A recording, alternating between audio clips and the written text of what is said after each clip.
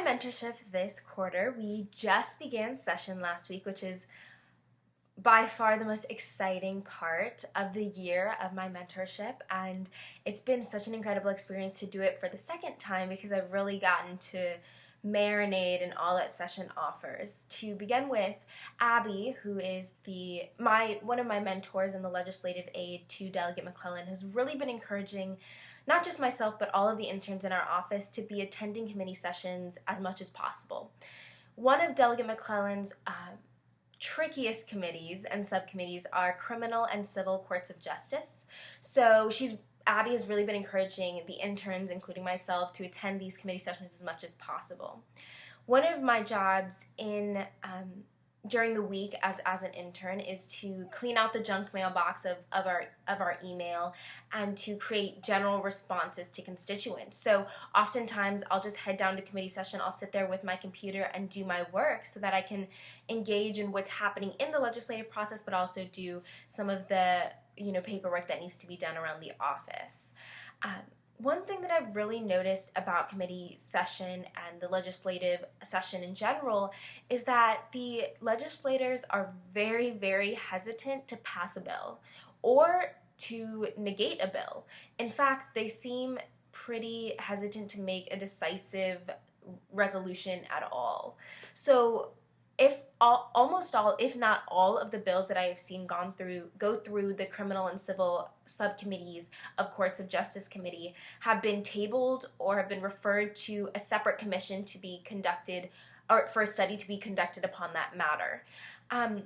So for me, it really perpetuates a lot of what I learned about in AP Gov and what we continue to discuss in We the People about the inefficiency of our government.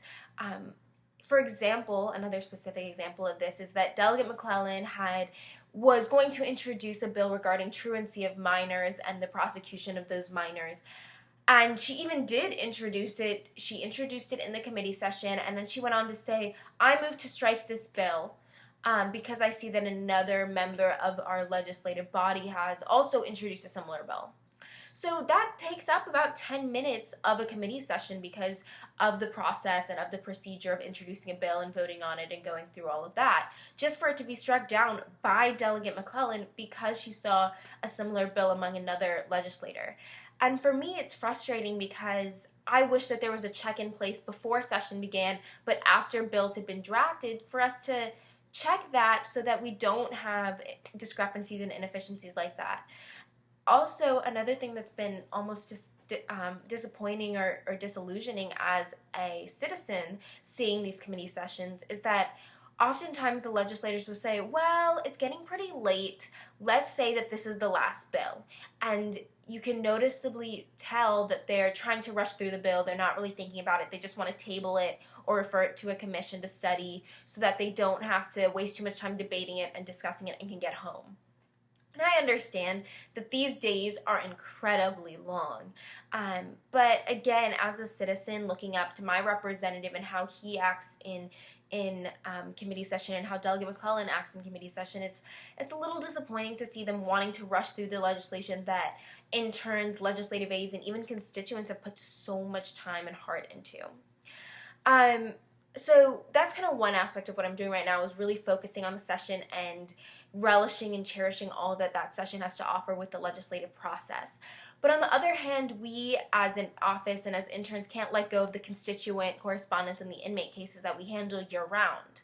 However, it's important to note that inmate cases kind of do take a back burner during session because in general, inmate cases take a lot more time and input to evaluate and to conduct all the separate steps in that process. So we tend to kind of put a hold on that until after session. And we'll let the inmates that we do regular correspondence with know that so that they're not kind of waiting for a response from us. But as far as constituents go, we receive hundreds of emails a week regarding the legislation that's happening in session right now by constituents. So it's very important that we give a quick response to these constituents. So our office has developed a general response template that is signed by Abby, the legislative aide, that as interns we'll see an email from Susan living on Cherry Avenue saying, I want Delegate McClellan to vote yes on this bill regarding animal shelters. And so right away, as soon as we see that, we'll send a general response back to Susan saying, thank you so much for reaching out to our office and for sharing your support for this bill. Delegate McClellan hasn't reviewed your email this time, but we'll make sure to send it on to her, and you'll receive a response from her soon.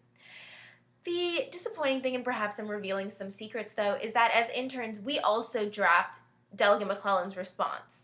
So we send out that general response, we say that Delegate McClellan will respond soon, but in actuality, the interns are again writing up the responses for Delegate McClellan. She proofreads them and signs her name to them, but it isn't exactly her words. And of course, it's unrealistic to expect legislators to manage all that's happening during session and then also handling constituent correspondence 100% on their own. But for constituents who believe that they're hearing from Delegate McClellan, it makes me feel a little bit guilty to mislead them in that way.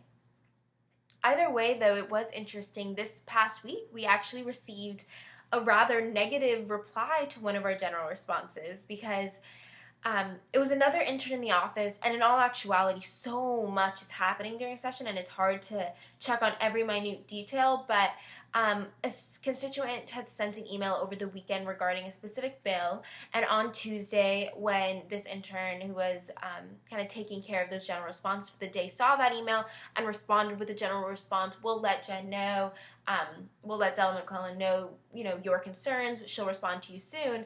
The constituent very quickly responded very angrily that the bill had actually already been voted on, had already been presented to the committee, and so as, Abby, because that's who signs the email, Abby wasn't being efficient and tedious with her work. And it was surprising for me because it's something that we do so automatically, just sending these general responses. We already have a template for them. They go right away because we want the constituents to know that we're fielding their concerns, but to get that kind of response was a little startling. But also another interesting aspect of these general responses is I, again, really see the politics and the political scheming almost that we learned about in AP Gov come to fruition here in my internship, because Delegate McClellan often says, we'll give general responses to everyone, but then we'll only give Delegate McClellan specified responses to her constituents. For example, we have received a lot of correspondence from Northern Virginian residents regarding a coal mining bill that has come in to the session, and Delegate McClellan will often say, and Abby will often say, send them a general response, but don't even worry about sending them a response from Delegate McClellan. And it kind of just, again, goes to show you that some of those concerns that individuals share about the inefficiencies of government, the self-interested actions that politicians do, are somewhat true. And even to this day, we continue to campaign. It's a permanent campaigning because Delegate McClellan runs for re-election every 2 years.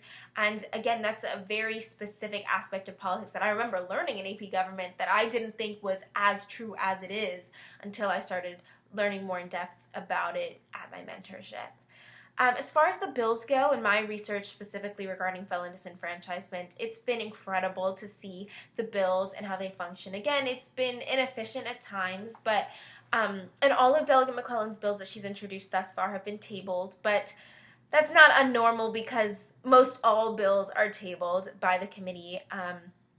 And as far as felon disenfranchisement, because that's my research topic for my mentorship, I was ecstatic to know that another delegate did introduce a bill regarding felon disenfranchisement and decriminalizing that process. So I'm very excited to see. It hasn't been voted on in committee yet, but their committee meets on Thursdays at 7:30 a.m., so it's easily something I could maybe do before school. I'm thinking about it. Unfortunately, the agendas for these committee sessions that tell you which bills are being voted on aren't really published with enough notice for me to maybe do that, but fingers are crossed that it's something I could maybe do. And regardless of that, I'm continuing to do my personal research on felon disenfranchisement. I've started to hone in more on Virginia because obviously that's something I have a lot more access to records from Virginia, and it's something I personally am more connected to working with inmates in Virginia.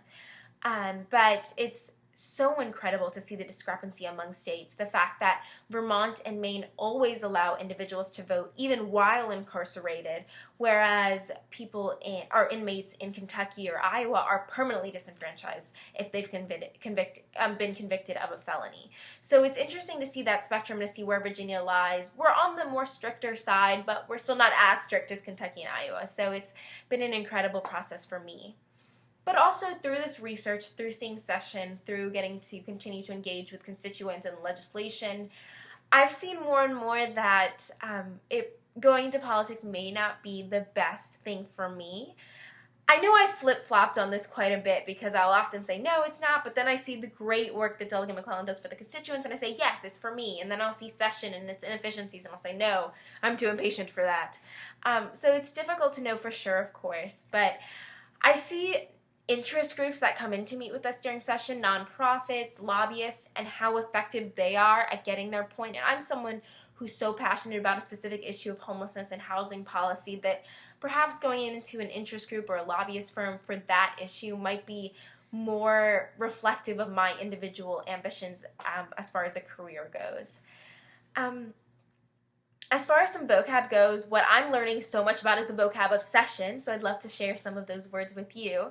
One of them is tabling a bill. I've mentioned it a few times in this video, but tabling a bill means that the committee is not voting for it, they're not voting against it, they're just tabling it, so they've acknowledged that they've heard the bill, that they've acknowledge what the bill is trying to do, but instead of making a decision, they're going to push it to the end of the docket and to the end of the list of the bills that they will listen to.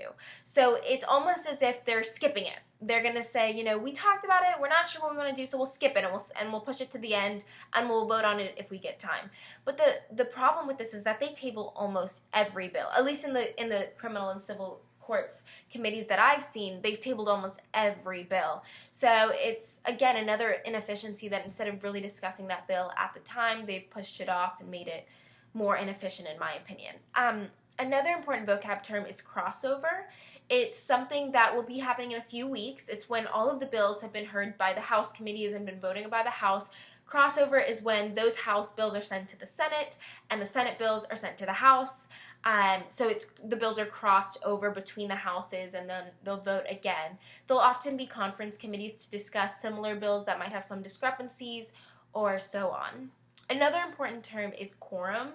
I've noticed that in committee session, I sit in Delegate McClellan's committees, but because she has so many other obligations and even other committee sessions, she'll often not be there. But the committee will still be running, they'll still be voting because they have quorum, which means a majority of delegates are there, enough so that they can listen to bills, they can vote on bills, they can make decisions. So it's alarming the fact that, Delegate McClellan might be representing my interest in the Criminal Courts of Justice Committee, but she might not actually be voting on those bills because she's not there at that time. She's fulfilling another obligation, and I think it's something that constituents often overlook. Lastly, one of my favorite words is caucus because it's such an interesting aspect of the legislative system. Unlike House of Delegate proceedings and senatorial proceedings that are open to the public, that anyone can come and watch, can listen to on the internet, can look up the agendas online, caucus meetings are entirely private. Even as an intern, I'm not allowed to go into Delegate McClellan's caucus meetings. Caucuses are organizations of legislators around a certain interest. So Delegate McClellan, for example, is a part of a woman legislator caucus. She's a part of the African American caucus. So she's a part of a lot of different caucuses that discuss issues especially pertinent to that demographic, to that interest group. And I'd love to be able to see what actually goes on during a caucus, but unfortunately it's not allowed. So that's, as far as it goes, is what I've been doing with mentorship regarding the bills that have been happening, the legislative session, responding to constituents, kind of putting inmate cases on the back burner, and continuing with my own research on felon disenfranchisement, along with the vocab that I've been learning throughout session. I'm so excited to see how the rest of session goes and the rest of the policies that are actually passed by the end of our time.